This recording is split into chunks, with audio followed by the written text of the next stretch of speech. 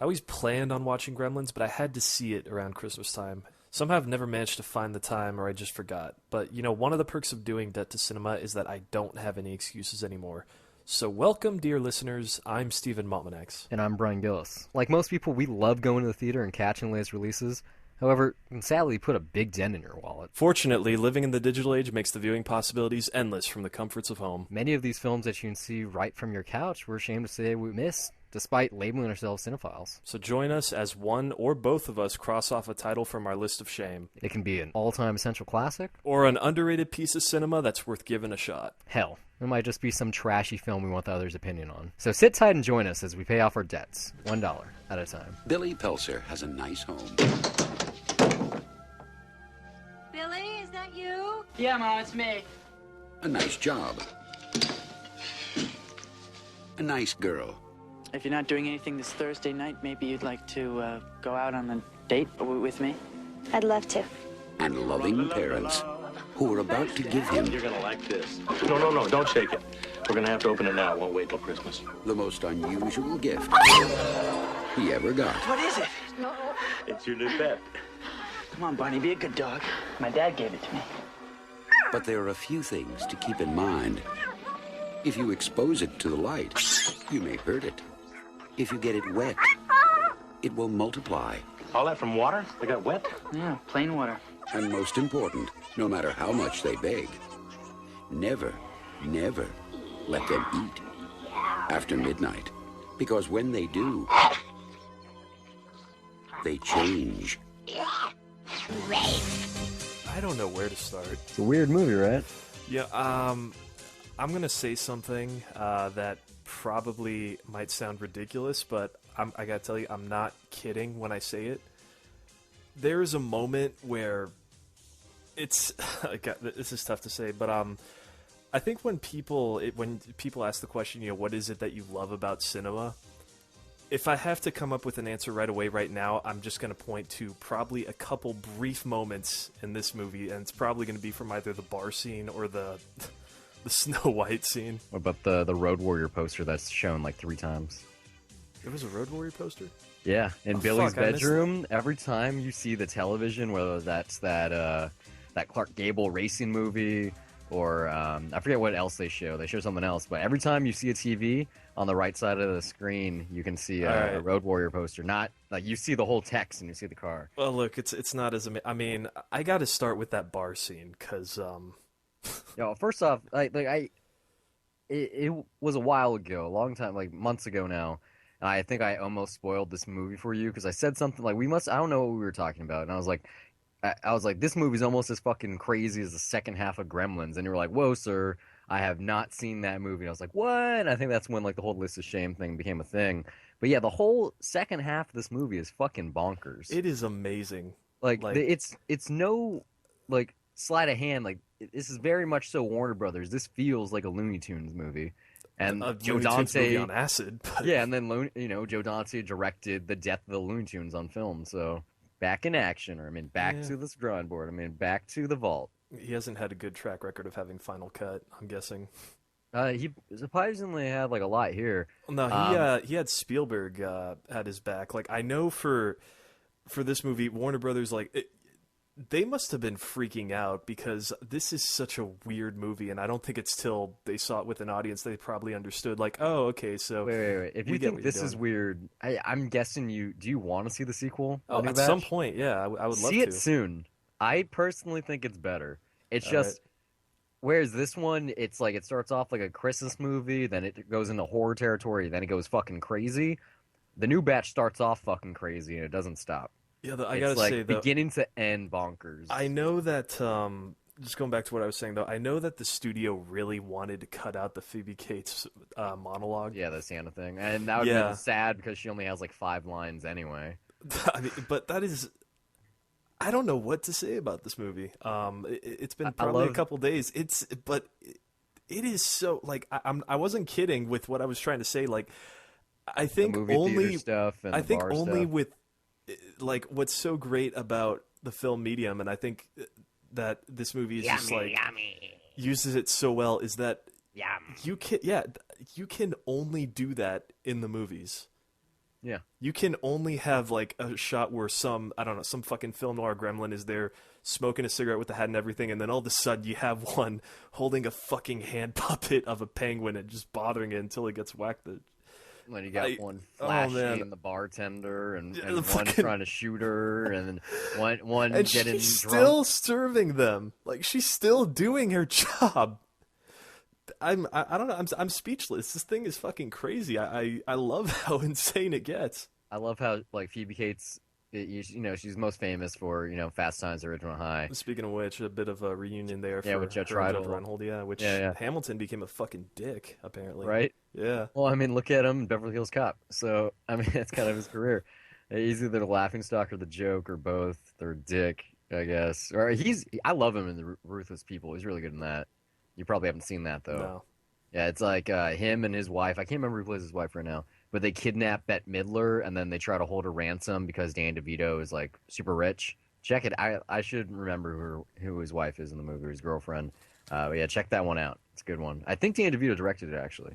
But yeah, Zach Galligan, he's not that good. Like he is the small town USA.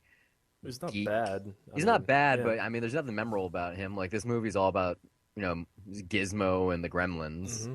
That's it. That's all you need. And I guess to a lesser extent, also like the bathroom buddy and the weird inventions or failed inventions. What's interesting about this movie though is like.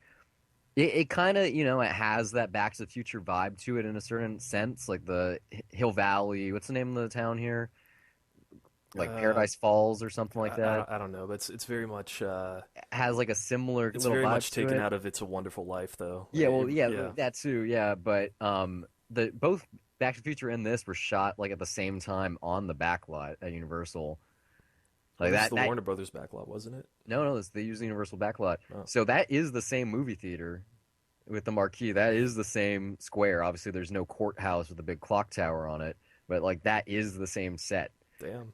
Like they're not similar because of just how different the tone is, but the mom of Lorraine Baines in 55 is Zach Galligan's mom here. Like you have this kooky inventor, except here his inventions never work.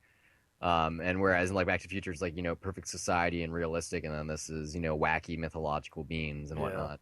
But there's something about it. Maybe it's just because they're both Amblin Productions and Spielberg's involved, but they there's that touch there, but it's completely different. completely movies, different. Yeah. I mean, it's And the dog, I guess you could say a dog.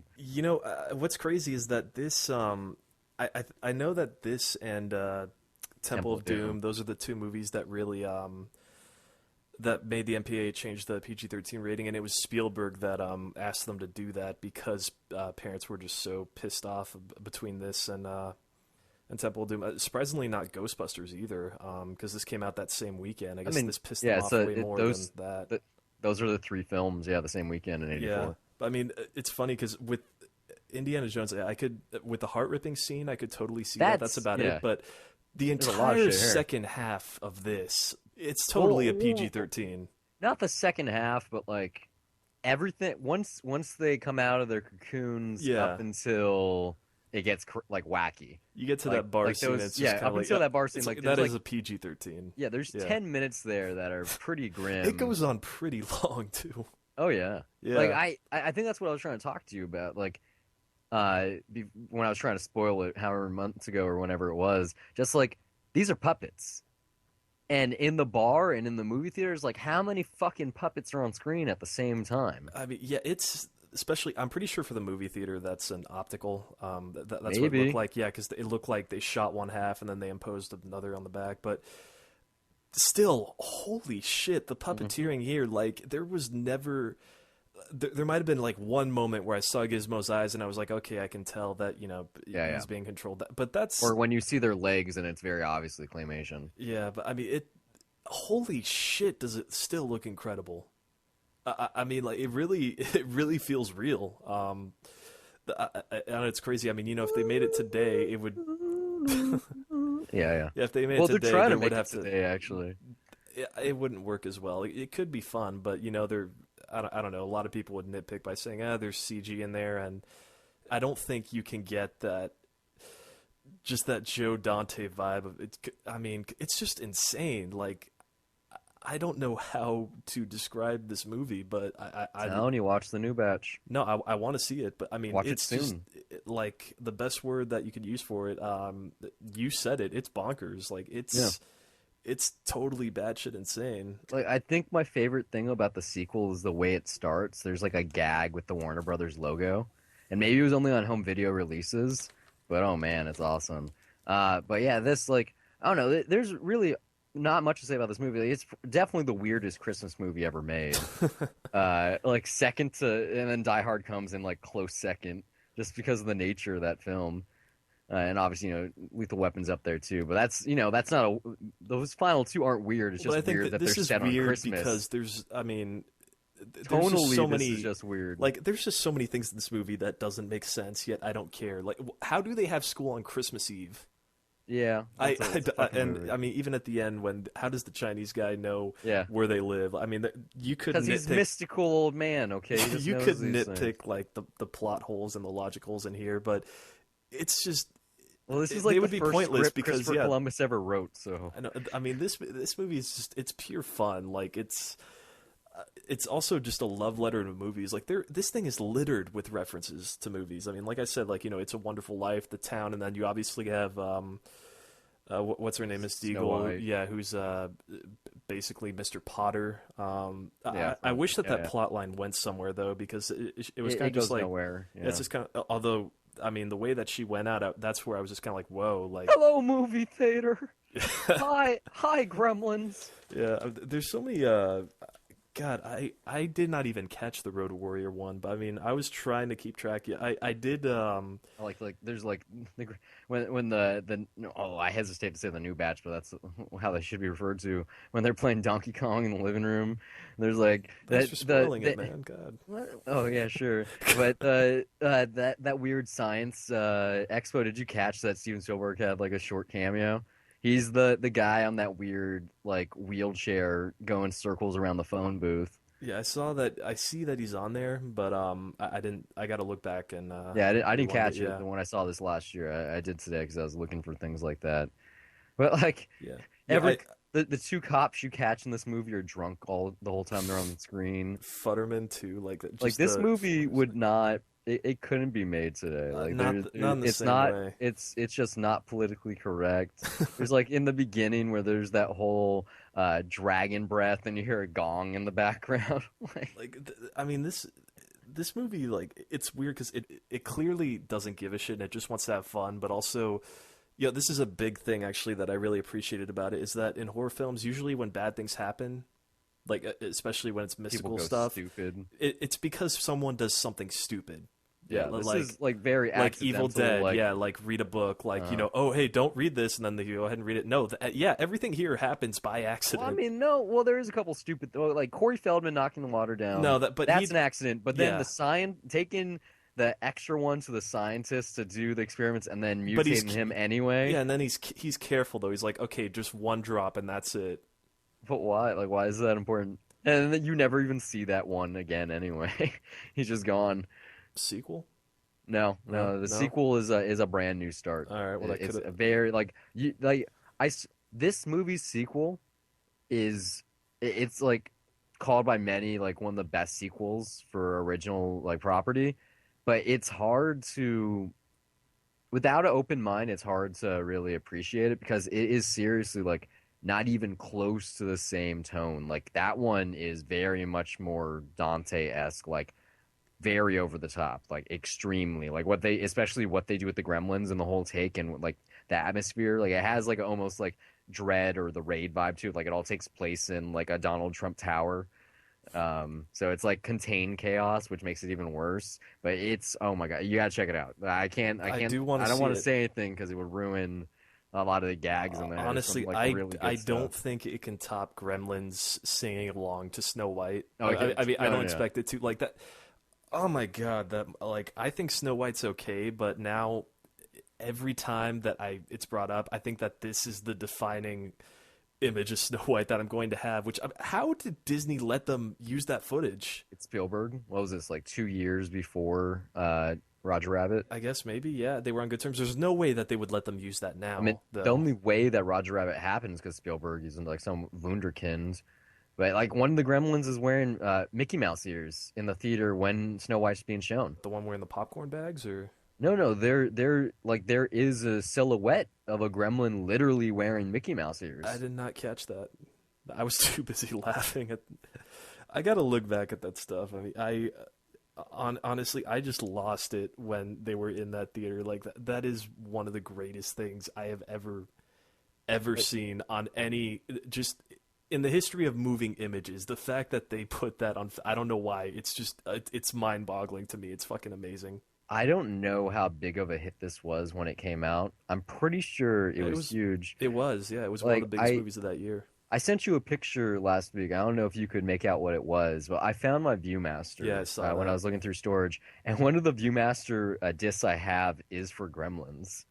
And it has like several iconic images. It's like Spike like on the Christmas tree, like Gizmo wearing a Santa hat, going to the YMCA. Like it's like just one shot of like some of the like scenes in the film, like nothing like that amazing or anything. But it's like, how do I even have them? My brother was too young to when this movie came out. He wasn't even born yet, so like it was still being produced that many years later.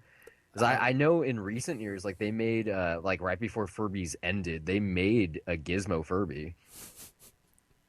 You just reminded me that was the thing. Furbies. Yeah. They brought them back a couple years ago. I don't with, even like know LED what... eyes, and like you get like an iPhone app that would like would translate what it was saying. I don't get the appeal other than it's just a furry thing. Like, you could like feed it. It would like know if it was out in sunlight. I'm pretty sure whoever made it, Mattel, whoever it was pretty like influenced by this because I think Furbies came out like I don't know, it was like 15 years after this movie came out, so like 10 after the sequel. Weird product, very very niche, like early 2000s. Like it's one of those things where if you like got one somehow and you went to a party and you took it out, people were like, oh my god, like every person who saw it would probably freak out. But yeah, what else of Joe Dante's work have you seen? Have you seen Howling? No, actually, I haven't seen much. I saw Piranha. I saw The Hole. That's it, right? No, I saw Small Soldiers as a kid. Yeah, Small I Soldiers loved that is one. pretty similar to this in terms of like idea. Yeah, no, like, I mean it's not. Small Soldiers also just like the live action Toy Story. It's not nearly as crazy. By the way, this is a thing that I found interesting. When I saw Small Soldiers as a kid, I always thought it was interesting for some reason that the kid had a room upstairs. Like I don't think it was quite the attic, and then here.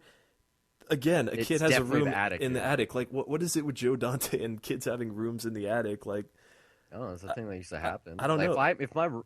For some reason, though, that's cool. Attic like, or a basement, I would want to live in either. It's kind of like the guest house idea, you know, like when someone with affluence like has a nice house with a guest house. Like once the kid like graduates from high school, it's like, don't you just get that side room so it's like you're on your own, but not really. I guess, yeah. I mean, I don't. Maybe in other parts of America, but there's that cliched, you're living with your mom in the basement, you're a nerd thing, like you've seen Grandma's Boy or like any other movie for that matter. Yeah, I like, guess yeah. But yeah, like this movie, man, like I'm happy you finally saw it. It's not my favorite movie, but it's definitely like something that you have to see. I wish I saw this in a theater. Like I really wish I saw this with a crowd, like, because I had a great time watching it by myself. Like, I mean, honestly, that bar scene is really just what did it for me. I mean, I think the movie as a whole is pretty weak until the Gremlins come into the scene, because like the romance isn't there. There's not really a compelling story. Like Gizmo's cute, but not really. It's really dragging on. But then the Gremlins come onto the screen. You're like, it's just pure fun this after movie that. Is awesome. I mean, yeah, it's not I wouldn't call it a great film, but I would say it's great fun. Like it's just pure fun, and that's really all that it is. Nothing wrong with that.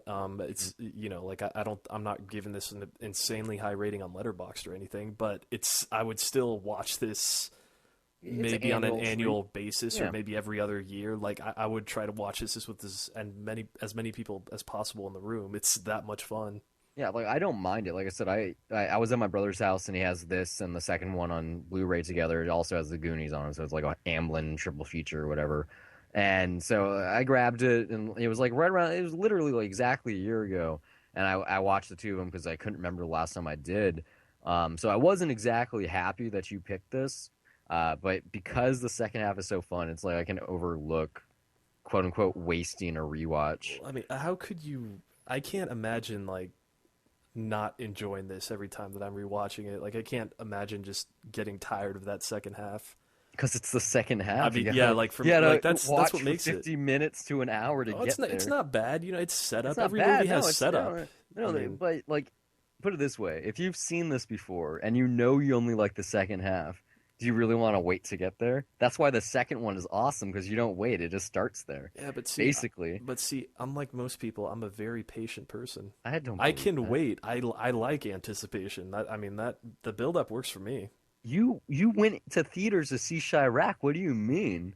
You have Amazon Prime. How patient could you be? Well, because I thought we were going to review it. You saw Beasts of No Nations in theater as well. Yeah, exactly. And that came out the same exact day. And I was patient. I didn't have to stream it instantly. I could wait. I was able to walk to the theater. I think it's a different definition of patience, though. I'm saying, like, if you can wait long enough for it to be on the computer, you wanted instant darkroom gratification. I wanted the cinematic experience, as I do with almost everything when I can get it. Okay. I don't really have much else to say here. I think we did it. You know, this is the beginning of Spielberg's domination over the box office when he's not behind the camera. Like, well, not at the viewfinder anyway. Like, this is the first film with the Amblin logo.